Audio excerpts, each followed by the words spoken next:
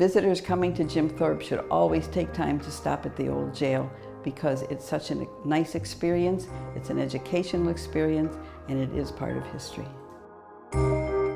It's an absolutely gorgeous building.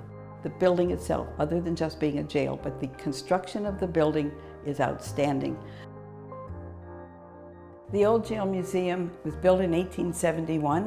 It was used until January of 1995. So you get to see the conditions that a prisoner was held in. It's not a whole lot different than it was way back in 1871.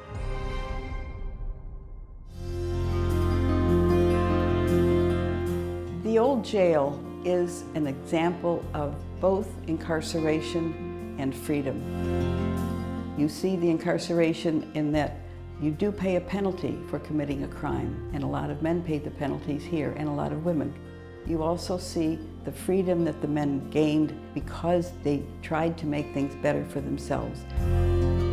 You also see the location of the hanging of the 7 men known as the Molly Maguires.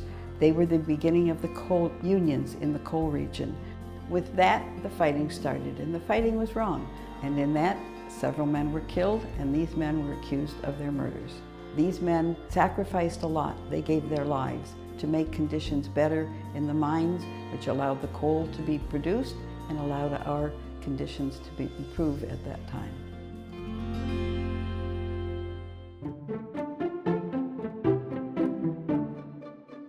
There have been escapes from the building.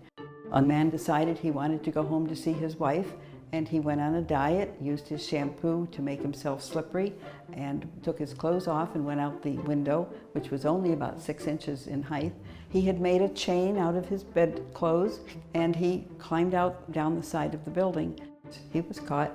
Everybody who escapes gets caught. History is what we are made out of.